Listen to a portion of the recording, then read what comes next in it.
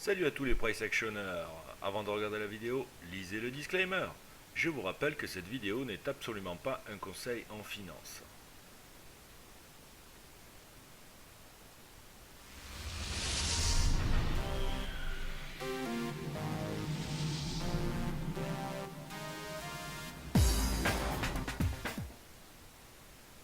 Bienvenue à tous sur cette market open.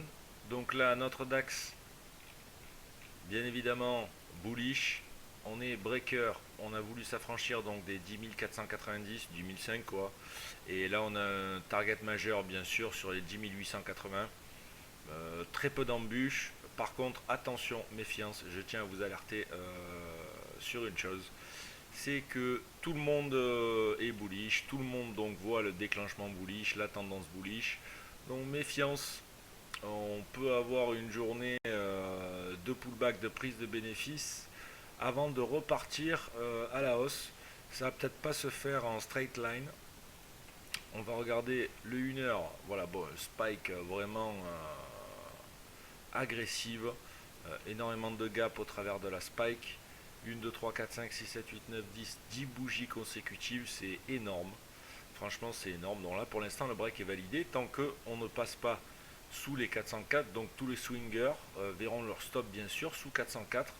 Il n'y a aucun problème. Là, je parle en termes de price action, bien sûr.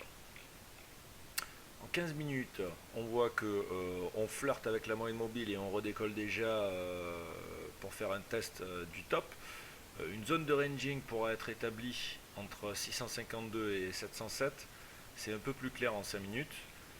Et notre plan de trading donc sur le 5 minutes, il est très simple.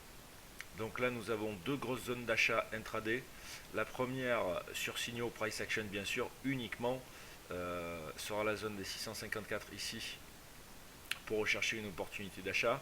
Après, bien évidemment, si les prix conservent encore une énorme vigueur bullish sur passage clôture franche au-dessus de 703,6, par exemple sur les 713, 714 minimum, je dis bien minimum, on pourra prendre part à la tendance car les cours pourraient très bien faire ce qu'on appelle un spike and channel, c'est-à-dire après un break très fort comme ceci, on peut repartir ensuite en canal haussier pour perpétuer cette trend.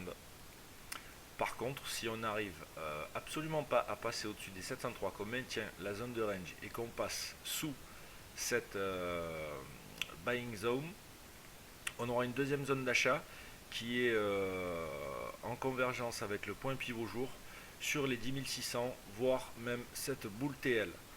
Voilà, mais de toute façon, bon, là on est toujours au in long, il n'y a pas de souci.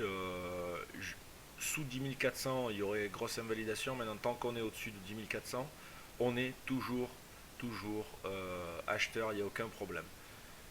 Et c'est vraiment cette bull trendline ici qui va faire, je dirais, office de garde-fou pour tout ce qui est swing bullish. Je vous remercie et je vous dis à tout à l'heure pour la market open, la market close, pardon.